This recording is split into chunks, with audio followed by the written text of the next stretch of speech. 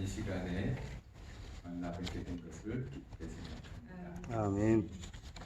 목회를 하면서 새벽 기도회를 했던 교회가 별로 없어요. 한 20년 더 전에 평창에 있는 진북교회에 있을 때 진북교회에서 심우할 때 새벽 기도회를 해보고 그 후로 한 20년 동안은 다니면서 새벽 기도회를 하는 교회가 한 번도 없었습니다. 요즘엔 점점 도심의 교회들은 또 외곽에서 오시는 분들도 더 많아지고 무슨 이유인지는 모르겠지만 새벽 기도회가 없고 그래서 대신에 요즘에는 이제 새벽에 제가 말씀 묵상하고 한 것들을 카톡이나 또 다른 SNS 여러 방법을 통해서 이렇게 나누는 그 정도의 일을 하고 있는데 이렇게 함께 오래간만에 새벽 기도회라고 하는 새벽이라고 하기보다는 아침 시간이긴 하지만 이 시간에 함께 이렇게 만나서 이야기하고 또 하나님의 은혜를 나눌 수 있는 시간이 있게 된 것에 대해서 개인적으로도 매우 기쁘고 감사하게 생각합니다. 아멘. 오늘은 그 교재 71페이지에 소개된 베드로와 또 도르가에 대한 이야기를 좀 함께 보도록 그렇게 하겠습니다. 오늘 제목은 고난을 극복하는 힘, 그것이 기도라고 하는 제목으로 함께 은혜를 나누고자 합니다. 아마 병원에 여러분들이 계시기 때문에 건강에 어려움 때문에 기도하러 오시는 분들이 참 많은 것을 여러분 보실 것입니다. 그분들이 전부 다 건강의 원칙을 다 안 지켜서 건강이 다 나빠진 것일까? 저는 그렇게 생각하진 않습니다. 나름대로 자신의 건강을 위해서 최선을 다해서 살던 분들도 때로는 원하지 않는 그런 질병에 걸릴 수도 있고요. 우리의 신앙생활에서 우리가 성실하고 또 하나님의 뜻을 따라서 살지만 때로는 고난이 우리에게 닥쳐올 수도 있다는 것이죠. 그런 생각들을 하면서 누구에게나 올 수 있는 그 고난을 우리가 어떻게 이겨나갈 수 있는가, 그 힘이 어디에서 오는가 기도에서 좀 찾아보려고 합니다. 건강한 교회가 되려면 무엇보다 기도에 열심이 있어야 합니다. 기도만큼 필요한 일이 없겠죠. 오늘 새벽 시간의 마지막으로 기도에 대한 이야기를 좀 함께 나누도록 하겠습니다.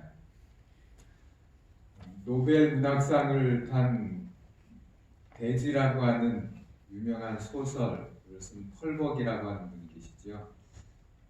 이분이 노벨상을 타서도 유명하지만 우리나라와는 또 뗄래야 뗄 수 없는 그런 관계를 가지고 있는 분입니다.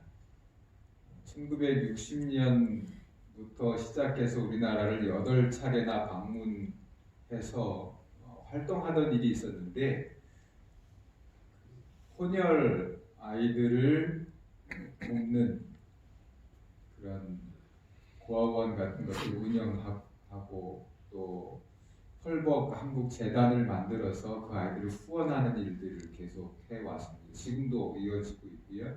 부천에 가면 이분 기념관이 있습니다. 그리고 부천시에서는 매년 그 이분을 기리는 그런 축제가 있는데 지금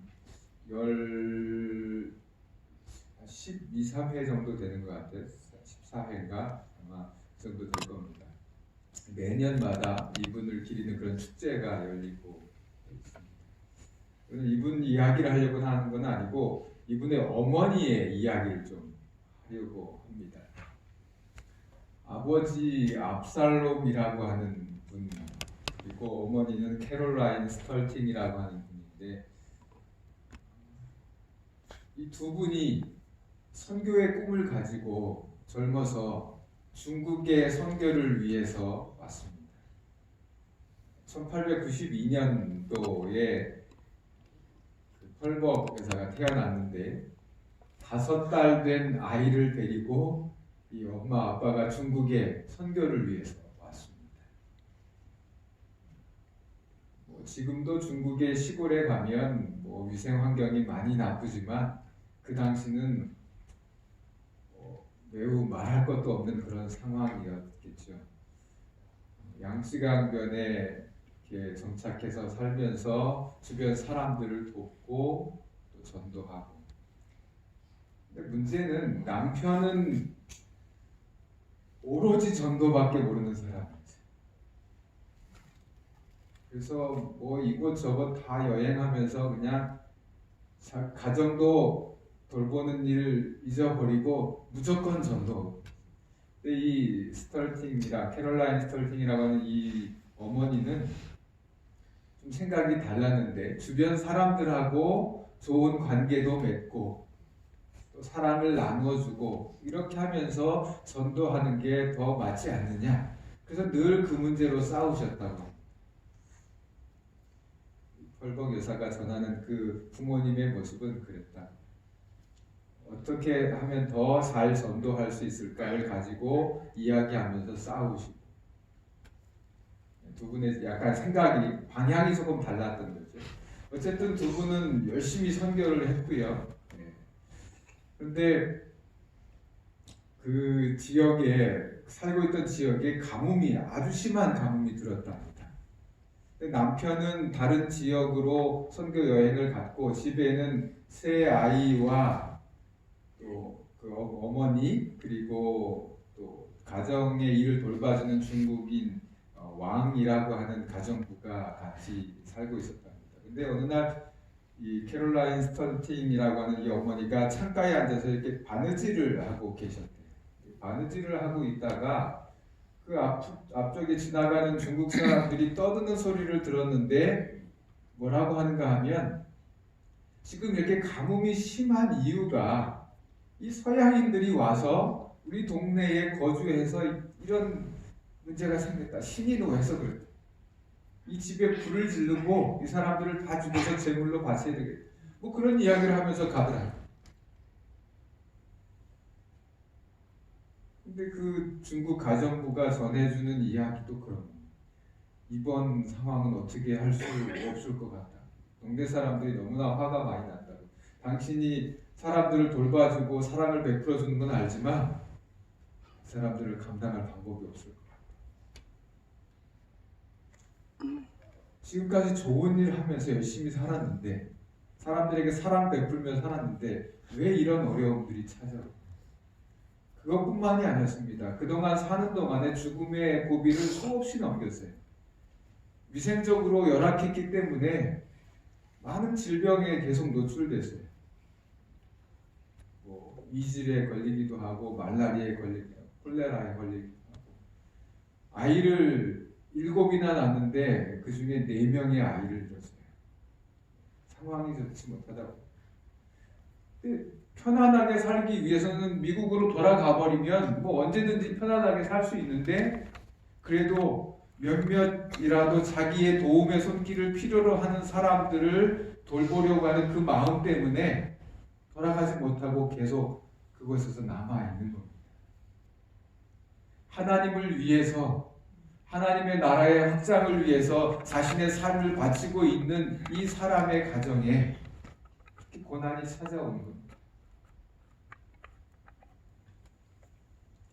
비슷한 이야기가 성경에 소개되어 있습니다. 사도행전 9장 36절, 37절 도르가의 이야기가 소개됩니다.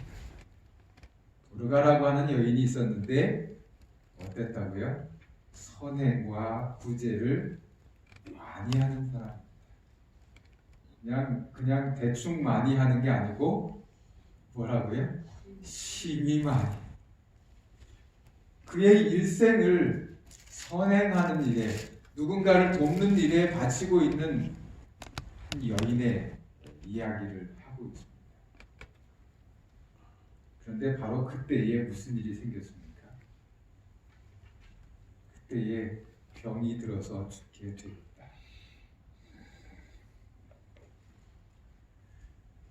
건강검칙도 안 지키고 자기 마음대로 못된 짓 하다가 그럴 때 죽게 되었다. 병들어서 아프다가 죽게 되었다. 이렇게 말하지 않고 하나님을 위해 살고 지금 막 새로 생겨나고 있는 이 작은 교회, 요파 교회를 위해서 충성을 다하며 자기가 할 수 있는 선한 일, 의로운 일, 남들을 돕고 필요를 채워주는 봉사의 일을 하고 있었는데 바로 그때에 병들어 죽게 되었다. 성경은 그렇게 이야기합니다. 한 여인에게 찾아온 고난, 하나님을 위해 살고 있었던 한 여인에게 찾아온 고난, 그 여인이 돌보던 교회에 찾아온 고난, 그 이야기를 하고 있습니다. 여러분, 고난이라고 하는 것은 의로운 사람들에게도 선한 일을 하는 사람에게도 찾아옵니까? 예. 예, 그렇습니다. 하나님은 우리에게 내가 하나님을 믿으니까, 예수 그리스도를 믿으니까 고난이 없다 이렇게 하시지 않고 그런 사람에게도 고난이 찾아온다고 성경을 통해서 우리에게 알려주십니다. 여기 시편 34편 10절에 공동번역 성경에는 이렇게 이야기했어요. 올바른 사람, 의로운 일을 하는 사람에게도 불행이 겹친다. 의롭게 살기 때문에 불행이 없다 이렇게 하지 않고 의롭게 사는 사람에게도 불행이 겹친다. 여러분, 예수님을 잘 믿고 있어도 불행이 찾아올 수 있다. 근데 다른 점은 뭔가 여호와께서, 야훼께서 모든 공경에서, 그 고난에서, 어려움에서 우리를 지켜주신다. 주실 것이다. 구해 주실 것이다. 지켜 주실 것이다. 라고 하는 약속을 주셨다는 게 다르죠. 아멘. 그 약속을 확신하고 살게 되시길 바랍니다. 사람들은 가끔 고난이라고 하는 것이 찾아오면 그것이 불행이라고 생각합니다. 고난이라고 하는 삶의 역경이 찾아오면 그것이 내 삶을 불행하게 만드는 것이라고 생각을 합니다. 그런데 고난과 불행은 같은 말이 아닙니다. 고난이 찾아왔다고 해서 우리의 삶이 자동적으로 불행하게 되는가? 그렇지 않다는 것입니다. 고난이 찾아와도 불행을 우리가 선택하지 않을 수 있습니다. 고난이 찾아와도 우리는 행복한 삶을 선택할 수 있습니다. 고난과 불행은 같은 의미가, 물론 그것을 같은 의미로 받아들이고 그렇게 연결해서 사는 사람들이 있을지 모르지만 적어도 그리스도인들에게 있어서는 고난이 불행과 같은 의미가 아니라는 것을 이해하고 고난이 찾아올지라도 그 고난을 통하여 우리가 행복하게 되는 삶을 선택하고 그렇게 살아갈 수 있음을 확신하고 기도의 삶을 통하여 고난을 이겨가는 방법들을 배워야 할 필요가 있습니다. 성경은 우리에게 이렇게 말합니다. 시편 119편 71절, 고난 당하는 것이 우리에게 유익하다. 공동번역 성경에는 고생도 나에게 유익한 일이고 그것이 하나님의 뜻을 우리에게 알려주는 것이다. 이렇게 이야기했어요. 여러분들도 그렇게 생각하십니까? 아멘. 여기 C.S. 루이스라고 하는 그 나니아 연대기라고 하는 소설을 쓴 영화도 만들어졌고요. 기독교의 유명한 작가 이분이 이런 이야기를 했어요. 고난은 하나님이 우리에게 말씀하시는 확성기다. 확성기가 뭡니까? 이 마이크죠? 예. 제 목소리가 작아서 저 뒤에까지 안 들리는데 뒤에 계신 분들도 잘 들리도록 해주는 이 마이크처럼 하나님께서 우리에게 말씀하시는 소리를 잘 못 듣는 사람들에게 이게 하나님의 뜻이야 라고 크게 알려주는 확성기와 같은 것이 고난이다, 이렇게 설명을 해 주었습니다. 한편으로는 공감이 갑니다.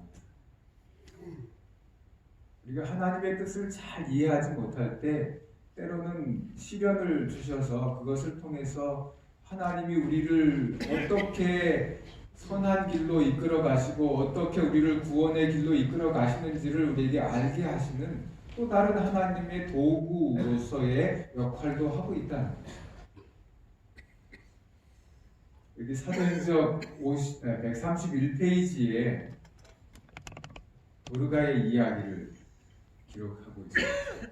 도르가가 어떤 사람이었는가 자세히 소개하고 있는데, 그녀는 선행으로 사람들에게 큰 사랑을 받고 있는 사람이었다. 자기의 일을 돌봐주는 사람들은 사랑할 수밖에 없죠. 좋아할 수밖에 없죠. 이 도르가는 그런 사람이었어요. 사람들의 필요를 챙겨주기 때문에 주변의 사람들로부터 사랑받는 그런 사람이었다는 것입니다. 뿐만 아니라 그녀의 생애는 사람들을 친절하게 돌보는 그런 행위로 가득했다고 했어요.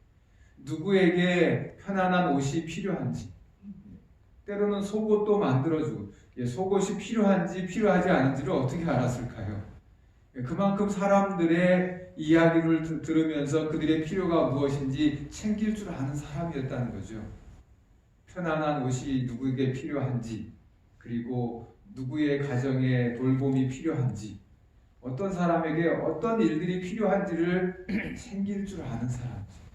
이 끝에 있는 말, 이 혀가 움직이는 것보다 뭐가 더 빠르다고요?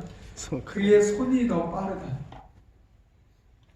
도움이 필요한 사람이라면 그냥 말로 뭐 이렇게 하는 게 아니고 그 정도로 끝나는 게 아니고 찾아가서 그의 필요한 것들을 살피고 그를 위해서 뭔가 만들어주고 챙겨주고. 이 요파 교회에 없어서는 안 될 사람입니다. 이 요파라고 하는 작은 교회가 막 이제 탄생하기 시작하고 있는데 이 교회에 이런 인물이 꼭 필요했다는 겁니다. 구호공사 67페이지에 그렇게 이야기했죠. 적어오진 않았지만 이 도르가가 요파 교회에는 없어서는 안 될 사람입니다. 그래서 지금 그때에 이런 상황 가운데 도르가가 병들어 죽게 된 것은 도르가 개인에게도 고난이었지만 그 주변 사람들에게 도움을 받고 있었던 그 주변 사람들에게 고난이었지만 이 작은 교회에도 고난입니다. 그래서 이제 하나님이 이 상황을 해결하실 차례가 되었다는 것입니다. 그들에게 닥친 그 고난을 어떻게 해결하셔야 하는가? 하나님은 베드로를 동원하셨습니다. 베드로를 보내서 그 상황을 위해서 기도하게 하셨다는 거죠.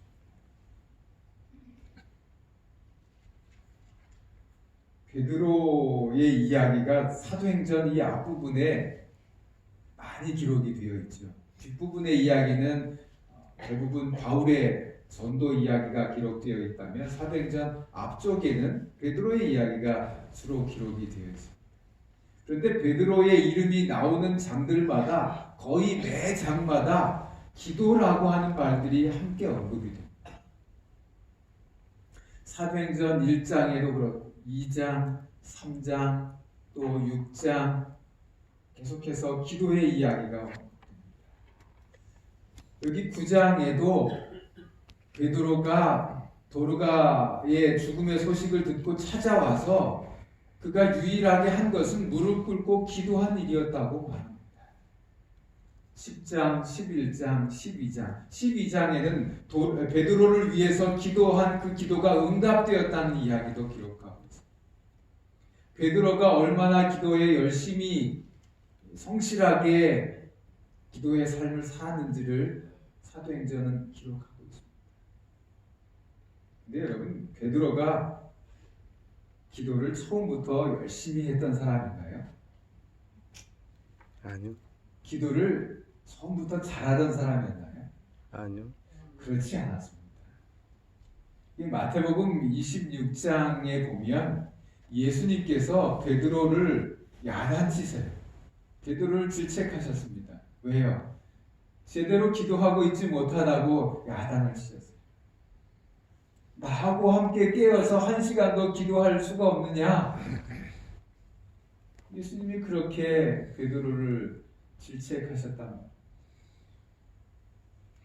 잘 기도할 줄 모르는 사람, 열심히 기도할 줄 모르는 사람이었어요. 그런데 그랬던 기도를 잘 못하던 이 사람이 어떻게 이 사도행전에 보니까 예수님께서 돌아가시고 얼마 지나지 않은 그 시기에 갑자기 이렇게 기도를 열심히 하는 사람으로 바뀌어 있을 수 있었을까요?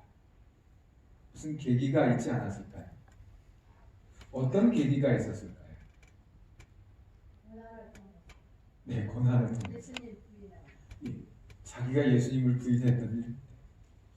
지금 이 베드로의 곁에는 예수님이 계시지 않았어요. 전에는 예수님께서 자신의 모든 문제를, 자신의 모든 필요를 채워주시고 주변 사람들의 필요를 채워주셨는데 이제는 그렇게 해주실 예수님이 곁에 계시지 않아요. 아마 그것이 그가 기도하도록 만든 중요한 요인 중에 하나입니다. 기도가 필요하다는 것을 이제서야 깨달았던 것 같아요. 내가 기도하지 않으면 안 된다. 기도만 한 것이 없다. 기도만이 그분의 힘을, 하늘의 힘을 얻을 수 있는 유일한 도구고 방법이라고 하는 그 필요성을 그가 깨달았던 것 같아요. 아멘. 그래서 사도행전 1장, 2장에 기도해보니까, 열심히 기도해보니까 무슨 일들이 생겨요? 기적이 생겨요. 예, 성령께서 그를 쓰시고 그를 도구로 활용하셔서 특별한 일들을 일으키시고 그런 경험을 이제야 하게 됩니다. 아멘. 기도하니까 이런 일들이 일어나는 거예요. 기도가 내 생애에 정말 필요한 것이구나. 기도만이 내가 살 길이구나. 그가 경험하면서 그가 봉사하는 생애 내내 기도를 하게 되었던 거예요. 기도만이 하늘을 붙드는 유일한 힘이라고 하는 것을 그가 알게 된 것 같아요. 여러분들 기도의 필요를 느끼십니까? 아멘. 언제 기도의 필요를 느끼십니까? 힘들고 어려울 때 우리는 기도의 필요를 느껴요. 물론 그럴 때 말고도 우리가 필요를 좀 느낄 수 있었으면 더 좋겠습니다.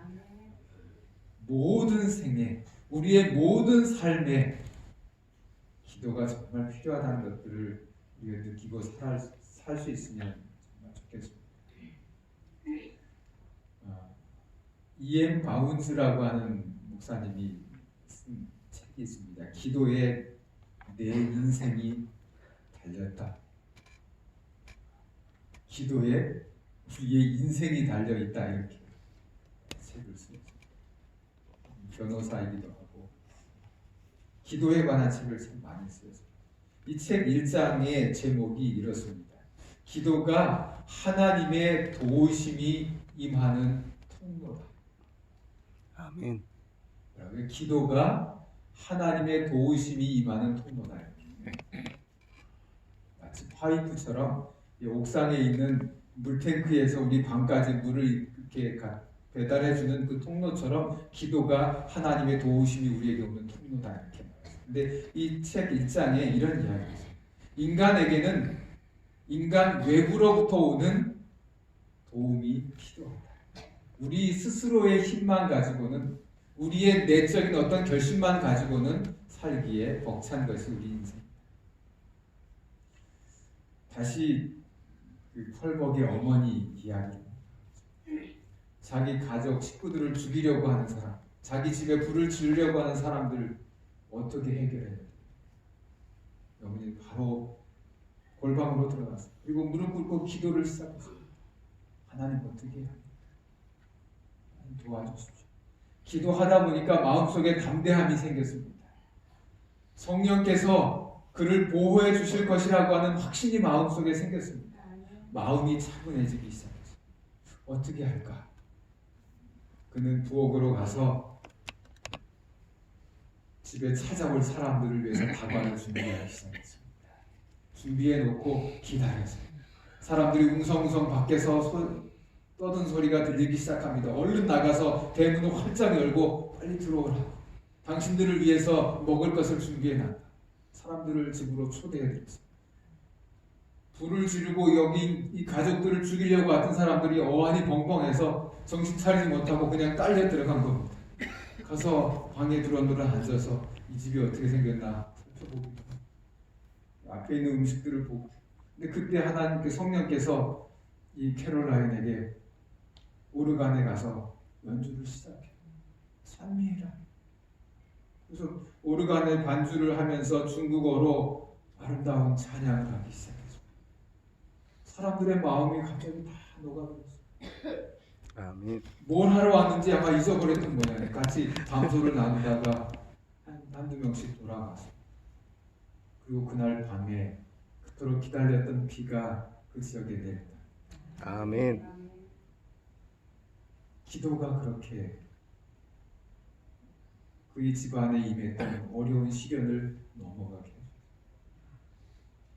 도르가를 위해서 기도했던 베드로의 그 기도가 죽음 가운데 있었던 도르가를 일으켜냈습니다. 우리의 삶에도, 우리의 삶에 찾아온 고난에도 그것을 이겨나게 하는 힘이 기도라고 하는 사실을 마음 가운데로 확신하게 되길 바랍니다. 아멘. 베드로는 열심히 기도했다고. 그가 한 것은 무릎 꿇고 열심히 기도한 것밖에 없습니다. 하나님 도르가에게 생명을 주십시오. 건강을 회복시켜 주십시오. 하고 열심히 기도한 것밖에 없다고. 부조와 선지자 203페이지에 그리스도교나 그리스도인들 개개인들에게 있어서 가장 위대한 승리는 어떤 재능도 교육도 또 인간적인 어떤 호의로 얻어지는 것이 아니고 기도의 밀실에서 하는 정말 최선을 다해서 하는 그 기도가 우리에게 승리를 가져옵니다. 기독교 영화 중에 유명한 영화가 있습니다. 워룸이라고 하는 그런 영화가 있습니다. 이 워룸이라고 하는 말은 군사 용어, 작전 상황실 이런 말입니다. 근데 이 말을 어떻게 이 영화에서는 해석을 했는가 하면 기도의 밀실, 하나님과 기도하는 작은 골방 그런 의미로 이 워룸, 작전 상황실 이런 말을 이렇게 썼어요. 이 영화는 톤이라고 하는 한 남자가 제약회사를 다니고 또 그의 아내 엘리자베스는 부동산 중개업을 하면서 데니얼이라고 하는 딸 셋이서 사는 가정의 이야기입니다. 처음에는 행복하고 잘 살았는데 점점 이 남편이 돈의 맛을 보는 겁니다. 그리고 승진하면서 자꾸 명예욕이 생겨나고 그러다 보니까 회사에서 나쁜 짓도 하는 겁니다. 회사의 약품들을 뒤로 빼돌려서 자기 것으로 만들고 또 승진하기 위해서 술수를 쓰고 가정을 돌보는 일을 이제 등한시하는 겁니다. 회사에 매달려 살아요. 그런 상황 속에서 벌어지는 그런 이야기입니다. 잠깐 짧은 영화입니다. 잠깐 소개해드리겠습니다. 노스캐롤라이나 주에서 단란하게 살던 한 가정의 이야기.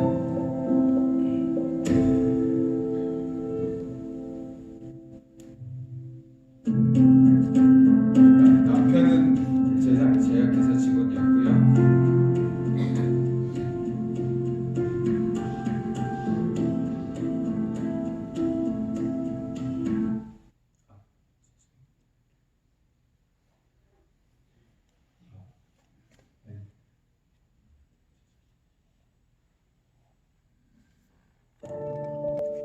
다시 가야 되는데 시간이 지나가서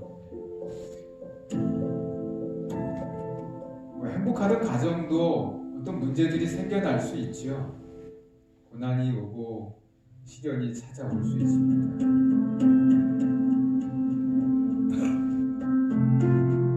부부가 싸우다 보니까 아이에게도 관심이 등한시 되고 아이는 자꾸 이제 소외되고 이 남편은 또 다른 여자를 사귀기 시작하고 근데 그냥 걸리지 않았으면 좋을지도 모르지만 아내의 친구가 그걸 보고는 문자로 알려줬어요. 이거 어떻게 하지? 막 고민하는 겁니다.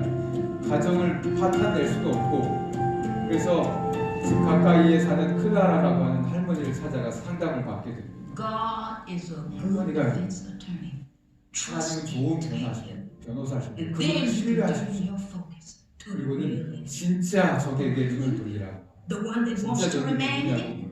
마귀가 마귀는 당신을 개방하고 당신을 속이고 주님과 남편으로부터 당신을 분리시키고 마귀가 일하는 방법이 그렇다는 사단을 도둑질하고 죽이고 망하게 하는 것이 사단의 방법. 그는 당신의 기쁨을 훔쳐갈 겁니다. 믿음을 죽이고 당신의 가족을 파괴할 겁니다.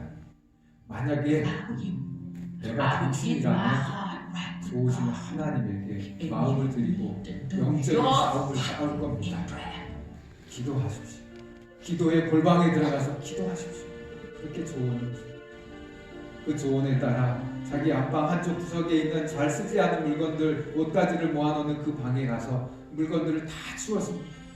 물건을 다 치우고 그 방에서 하나님과 이제 씨름을 합니다.